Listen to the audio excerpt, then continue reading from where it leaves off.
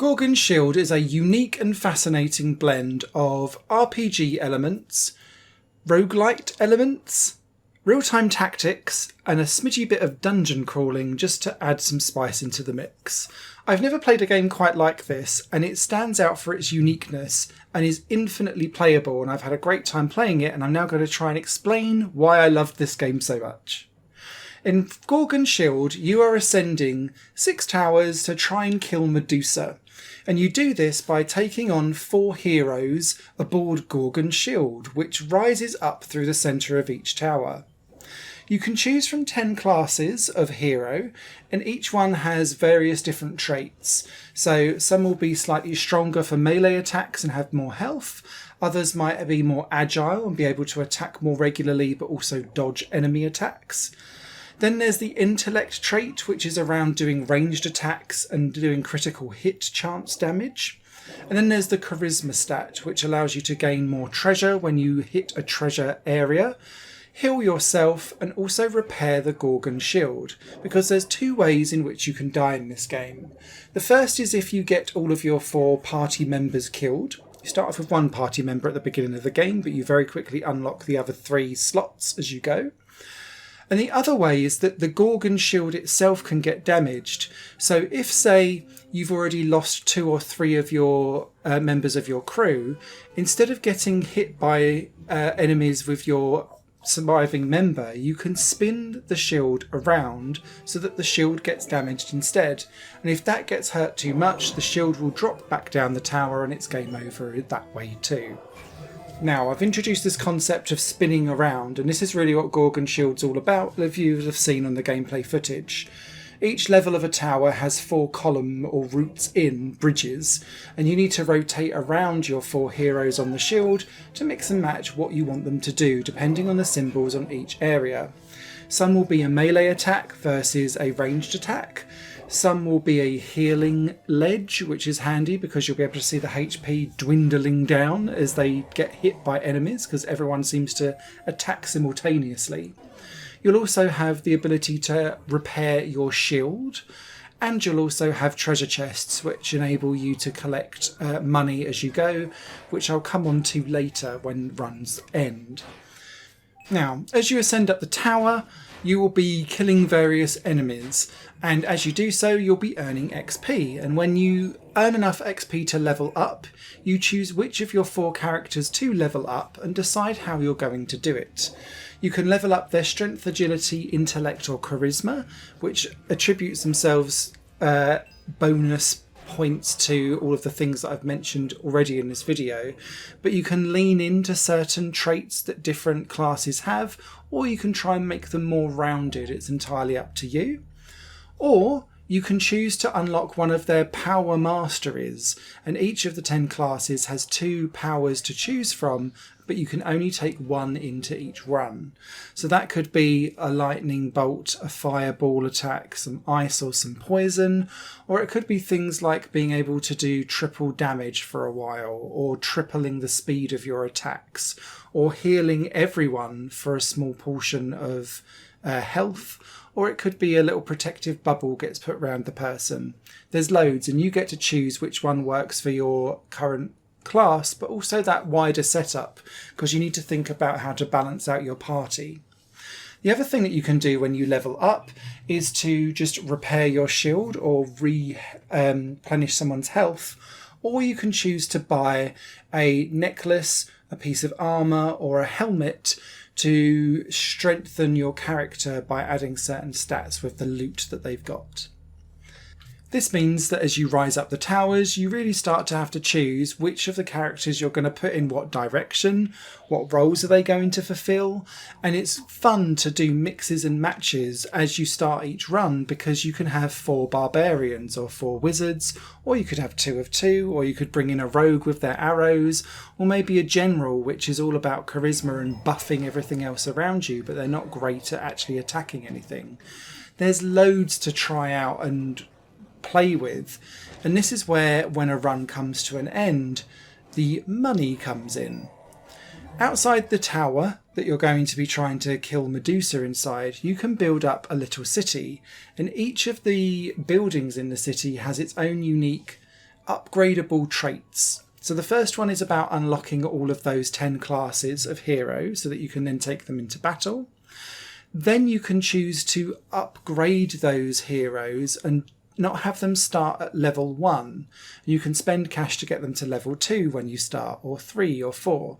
And every time you start a new run, whilst they will have some particular traits going in a certain way, they are randomised, so sometimes you can get a really good lucky random run, and some will be slightly underpowered, so you get to hit and muck about with that random button or swapping heroes in and out and seeing what generates for you. But they will generate much better and be ranked higher the more you level them up. The other thing that you can do is go into the shop and upgrade the levels of just general attack that you can do, or melee attack, or healing of yourself or your shield. And then you can go into the shield itself and upgrade the shield. And you can add 4 runes onto the shield that gives you a special ability where the shield can do a move as well. And quite often that's around generating cash, or maybe putting a protective barrier around everyone for a few seconds, or healing everyone, or sending out a laser beam attack. It's really up to you what you want to lean into, but the shield can become your 5th ally as you go. There is, as you can see, so many choices in Gorgon Shield, and that's part of the fun. Not only will you be taking different setups and makeups of teams in, you can also totally alter the difficulty and bring things down to a very easy or easy route. Or if you really fancy a challenge because you've leveled up your heroes loads and you want to go in boofy and ready to rumble, you can then up the difficulty to match your settings too, and sliding scales work really well here. That then also translates to the online leaderboard, because everything has got a top 50 score for everyone that's ever played this game, and it's kind of judged by how far you get up the towers and how quickly you do it, and the different stats that you kind of generate through kills and things like that as you go. But it is adjusted for all of the difficulty sliders that you do to try and make it somewhat comparable and fair across the board. There's a couple of other things that I just need to call out that also add nuances to Gorgon Shield. The first is that every 4th and 8th floor of a tower, and every tower has 10 levels, you have a randomised event floor. And these all lean into certain types of deities that you might be aware of. So Karen, for example, can raise one of your dead people, or you can go into the prison and choose to free a prisoner and swap out one of your existing people on the battlefield. That's another way to get rid of a dead person as well. Or it could be that Achilles or Trojan or someone like that can, for exchange for gold or loot, upgrade some of your character stats. But there's always a trade-off because you'll have to pass something over. Others might give you healing, or they might offer out actual loot to attach to your characters, and some of them, like the Snakes and Ladders one, might not actually help you at all and send you back down a few floors to try and do it all again. The final curveball in Gorgon Shield is that every 9th floor of a tower, before you hit the boss, is a dungeon, and the gameplay totally switches up from what you've played all the way up to this point every tower, and it becomes a top-down dungeon crawler for just one level. And it's like a trap maze full of enemies that you need to try and work your way around and find your way out of in under a minute. Because if you're still in that dungeon after a minute, the ferryman comes, and if the ferryman touches you, your entire party is dead. So you have to be quick about it, and it's a little bit panicked sometimes because some dungeons are really short, some are exceptionally long and slightly unfair. It just depends on the luck of the draw as to whether or not you can get it right and get to the exit as quick as possible. There does need to be more dungeon variety though, because it's choosing from a selection of patterns, so you start to understand which is the exit quite quickly, because they repeat themselves regularly if you play this game more than a few hours. So, I absolutely love Gorgon Shield. It's a challenge. You're constantly trying new ideas and new things and doing that meta progression that makes you stronger next time around to go further, faster, stronger and get bigger scores. Now, I've waxed lyrical about this game and it's absolutely fantastic to play, but it would be remiss of me not to call out a current issue with the game so far, and that's its stability. When the game was launched from the single developer that's created it, who's done a fabulous job, I couldn't actually complete a single run because the game kept crashing to desktop once I started unlocking a couple of characters. That bug was found within 48 hours and fixed, and the game has become slowly more stable during the week of its release. But I do still run into the occasional crash to desktop where the game just freezes. And it's progressively getting later and later on in the game, as if all of the early game bugs are now being ironed out and fixed. The developer has also added in a temporary patch for now, where if you are crashing to desktop, the game knows it and quickly deposits what gold you've amassed up into the run at that point, so it gives it back to you when you then relaunch the game.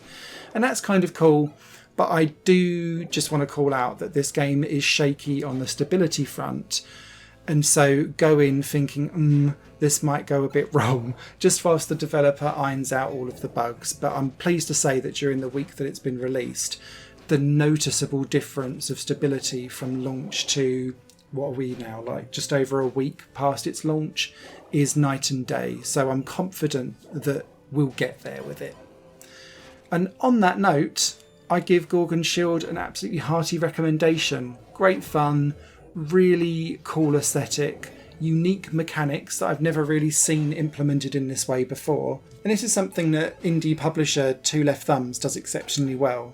They keep picking bold, innovative, unique, interesting and heavily stylized games that lean 100% into what they're doing and become better products as a result.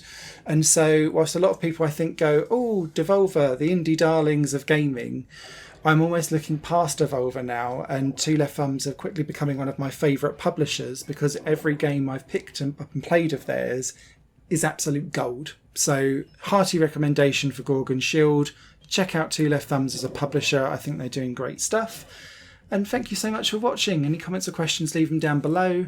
Don't sleep on this one. It's a good one. Higher Plane Games is part of the Higher Plane Network, a completely independent media outlet supported by people like you.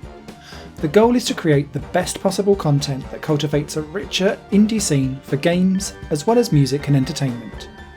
To find out more and to get involved, visit patreon.com/Higher Plane Network. Your support makes all the difference, and in return you'll gain access to bonus content and downloads. Thank you for watching.